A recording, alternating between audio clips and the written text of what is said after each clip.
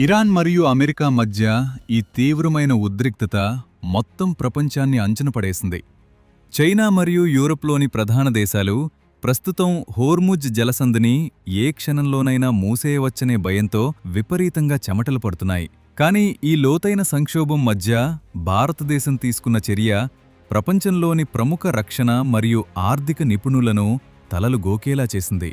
ప్రపంచంలోని అత్యంత శక్తివంతమైన దేశాలు ప్రతి చెమురు చుక్క కోసం ఆకలితో అలమటిస్తున్నప్పుడు భారతదేశం ఇంత నిర్భయంగా మరియు ప్రశాంతంగా ఎలా ఉందో మీరెప్పుడైనా ఆలోచించారా? గల్ఫ్ దేశాల బెదిరింపులను ఒకేసారి అంతం చేసిన ఏ రహస్య మార్గాన్ని భారతదేశం అర్ధరాత్రి కనుగొంది? నేటి నివేదిక రష్యా మరియు అమెరికా వంటి దిగ్గజాలు కూడా అర్థం చేసుకోవడానికి నెలలు పట్టిన ఆ మాస్టర్ స్ట్రోక్ గురించి. ఇప్పుడు ఈ దృశ్యాన్ని మిశితంగా పరిశీలించండి. 2026 సంవత్సరం ప్రారంభమైంది మరియు ప్రపంచ పటంలో హోర్ముజ్ జలసంధి ప్రపంచంలోని చమురులో దాదాపు 30% ప్రయాణించే బిందువుగా మారింది. బెదిరింపులు ఎదురైతే ఈ సముద్ర మార్గాన్ని పూర్తిగా ఆపివేస్తామని ఇరాన్ స్పష్టం చేసింది. ఇదే జరిగితే ప్రపంచం నలుమూలల నుండి వచ్చే చమురు ట్యాంకర్లు అక్కడే చిక్కుకుపోతాయి. చైనా ఆర్థిక వ్యవస్థలో సగానికి పైగా ఈ మార్గంపై ఆధారపడి ఉండటంతో బీజింగ్లో భయాందోళనలు నెలకొన్నాయి. అయితే తెర వెనుక భారత ప్రధానమంత్రి మరియు ఆయన బృందం వేరే ప్రణాళికను రూపొందించారు. భారతదేశం తన చమురు అవసరాల కోసం గల్ఫ్ దేశాలపై మాత్రమే ఆధారపడటం మానేసింది. ఇప్పుడు ఇరాన్ లేదా మరెవరి ఇష్టంపైన ఆధారపడని మార్గాలు మన దగ్గరున్నాయి. భారతదేశం రష్యా నుండి చౌకగా చమురు కొనడానికి సంతృప్తి చెందుతుందని ప్రపంచం భావించినప్పుడు ఈ మొత్తం ఆట ప్రారంభమైంది. కానీ నిజం ఏమిటంటే భారతదేశం చాలా పెద్ద పునాది వేస్తోంది. 2026 గణాంకాలను పరిశీలిస్తే అట్లాంటిక్ మహాసముద్రం ద్వారా భారతదేశానికి నేరుగా చమురు సరఫరా చేసే అమెరికా, బ్రెజిల్ మరియు పశ్చిమ ఆఫ్రికా దేశాలతో భారతదేశం ఒప్పందాలను ఖరారు చేసింది. దీనర్థం ఇరాన్ నియంత్రణలో ఉన్న ప్రమాదకరమైన హార్ముజ్ జలసంధి మనకికపై అవసరం లేదు. ఇది భారతదేశాన్ని ప్రపంచ ఇంధన మార్కెట్లో తిరుగులేని రాజుగా మార్చిన మలుపు. ఈ ఒక్క నిర్ణయంతో భారతదేశం ఎన్ని బిలియన్ డాలర్లు ఆదా చేసిందో మరియు ఎంత ముఖ్యమైన దౌత్య విజయాన్ని సాధించిందో మీకు తెలుసా? వాస్తవం ఏంటంటే యుద్ధం జరిగితే ఏమి జరుగుతుందో అని మిగతా ప్రపంచం ఆలోచిస్తుండగా భారతదేశ ప్రభుత్వ యాజమాన్యంలోని చమురు గిడ్డంగులు మరియు వ్యూహాత్మక పెట్రోలియం నిల్వలు నిండిపోతున్నాయి. భారతదేశం రష్యాతో కలిసి ఆర్కిటిక్ గుండా వచ్చే సరఫరా మార్గాన్ని నిశ్శబ్దంగా ఏర్పాటు చేసింది. ఈ మార్గం చాలా సురక్షితమైనది, జోక్యం అసాధ్యం. రష్యా నుండి చమురు నౌకలు ఇప్పుడు ఉత్తర సముద్ర మార్గాన్ని ఉపయోగిస్తున్నాయి. ఇది నేరుగా భారత ఓడరేవులకు చేరుకుంటుంది. ఇది సమయాన్ని ఆదా చేయడమే కాకుండా మధ్యప్రాచ్యం వల్ల కలిగే ముప్పును కూడా తొలగిస్తుంది. ఇది భారతదేశం యొక్క దూరదృష్టి. దీన్ని నేడు మొత్తం ప్రపంచం ప్రశంసిస్తోంది. కానీ ఆగండి, ఇది ట్రైలర్ మాత్రమే. అసలు కథ పశ్చిమ ఆఫ్రికా మరియు గయానాతో భారతదేశ సంబంధాల్లో ఉంది. భారతదేశం నైజీరియా మరియు అంగోలా వంటి దేశాలతో దీర్ఘకాలిక ఒప్పందాలపై సంతకం చేసింది. ఈ దేశాల నుండి చమురు దిగుమతి చేసుకోవటం ఒకప్పుడు కొంచెం ఖరీదైనది. కానీ భారతదేశం తన లాజిస్టిక్స్ మరియు షిప్పింగ్ శక్తిని ఎంతగా బలోపేతం చేసిందంటే ఈ చమురు కూడా ఇప్పుడు గల్ఫ్ దేశాల కంటే మనకు చౌకగా లభిస్తుంది. భారతదేశం ఇప్పుడు దాని స్వంత భారీ చమురు ట్యాంకర్ల సముదాయాన్ని కలిగి ఉంది. ఈ నౌకలు భారతదేశం వైపు ప్రయాణించి సముద్రపు అలలను దాటినప్పుడు అవి చమురును తీసుకురావడమే కాకుండా భారతదేశం యొక్క స్వావలంబన యొక్క జెండాను కూడా ఎగురవేస్తాయి. తన చమురు అవసరాల్లో 85% దిగుమతి చేసుకునే దేశం ఇప్పుడు మొత్తం ప్రపంచానికి సరఫరాలకు హామీ ఇవ్వటం ఒక అద్భుతం కంటే తక్కువ కాదా? ఈ మొత్తం విషయంలో మరో ఆసక్తికరమైన మలుపుంది. ఒకప్పుడు భారతదేశానికి సలహా ఇచ్చే అమెరికా ఇప్పుడు భారతదేశాన్ని తన అతిపెద్ద మరియు అత్యంత విశ్వసనీయ చమురు భాగస్వామిగా భావిస్తోంది. 2026 నాటి తాజా నివేదిక ప్రకారం అమెరికా నుండి భారతదేశానికి చమురు ఎగుమతులు రికార్డు స్థాయికి చేరుకున్నాయి. అమెరికా నుండి చమురు రావడం అంటే భారతదేశం ఇకపై మధ్యప్రాచ్యంలో ఏ నిదానమైన మార్గంపైన ఆధారపడవలసిన అవసరం లేదు. భారతదేశం తన బుట్టను చాలా తెలివిగా విస్తరించింది. ఒక మార్గం మూసివేయబడినా దానికి మరో 4 సిద్ధంగా ఉన్నాయి. ఇది చైనాకు నిద్రలేని రాత్రులిచ్చిన భారతదేశం యొక్క శక్తి భద్రత. చైనా ఇప్పటికీ అదే పాత మార్గంలోనే చిక్కుకుంది. భారతదేశం కొత్త మహాసముద్రాలను కనుగొంది. ఇప్పుడు భారతదేశం భూగర్భంలో దాచిన నిశ్శబ్ద ఆయుధం గురించి మాట్లాడుకుందాం. భారతదేశం విశాఖపట్నం, మంగళూరు మరియు పాడూర్లలో తన వ్యూహాత్మక పెట్రోలియం నిల్వలను ఎంతగా అప్గ్రేడ్ చేసిందంటే, రేపు ప్రపంచ చమురు సరఫరా ఆగిపోయినా భారతదేశం నెలల తరబడి అంతరాయం లేకుండా పనిచేయగలదు. ఈ భూగర్భ గుహల్లో చాలా చమురుంది. ప్రపంచం మొత్తం ఆశ్చర్యపోతుంది. భారతదేశం 2026 నాటికి దీన్ని తన అతిపెద్ద విజయంగా చేసుకుంది. ఇది చమురు నిల్వల గురించి మాత్రమే కాదు, ప్రపంచం ముందు మనకు ధైర్యం ఇచ్చేది భారతదేశం యొక్క బలం.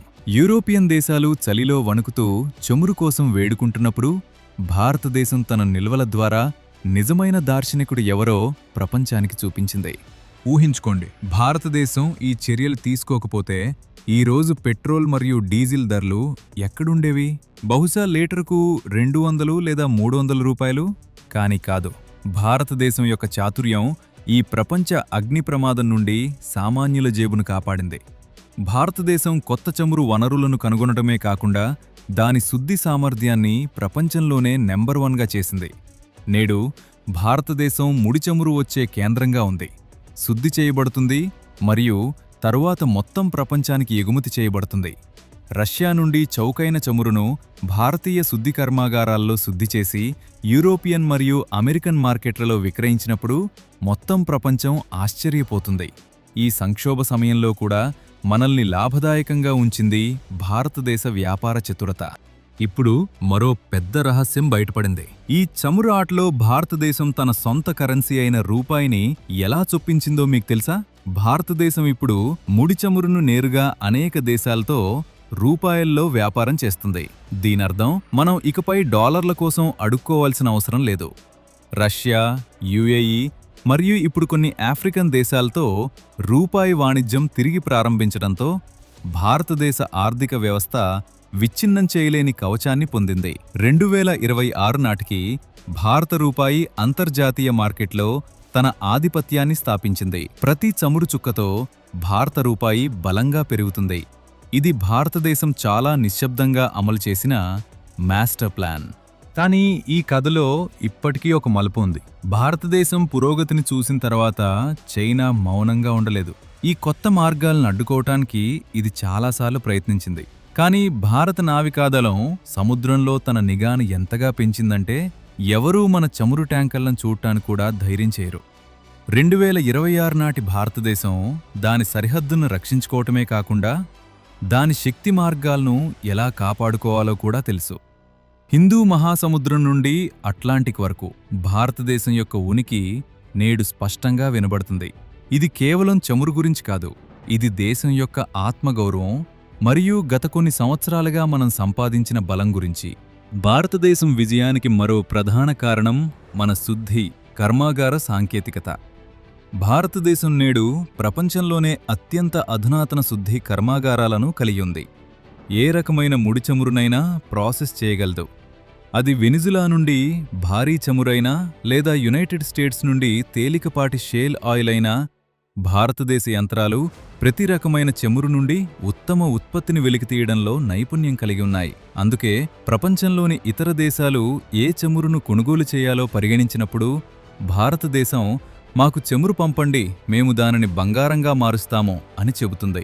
2026 నాటికి భారతదేశం తన శుద్ధి సామర్థ్యాన్ని రెట్టింపు చేసింది. ఇది ఎగుమతి ఆదాయాలను ఆకాశానికి ఎత్తేసింది.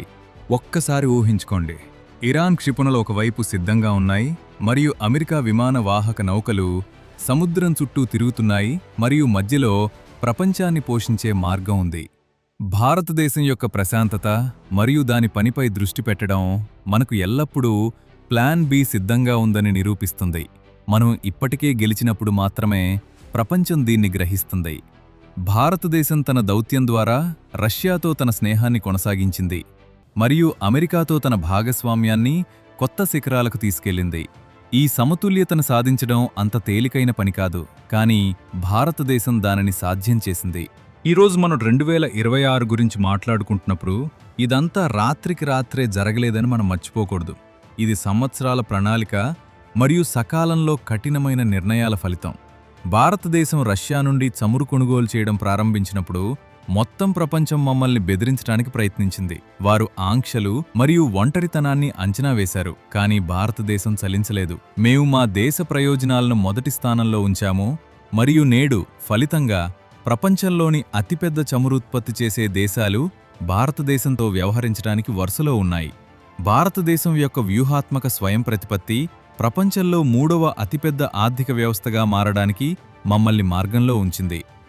ఈ మొత్తం అభివృద్ధిలో మరొక ప్రధాన అంశం భారతదేశం యొక్క పెరుగుతున్న పునరుత్పాదక ఇంధన రంగం.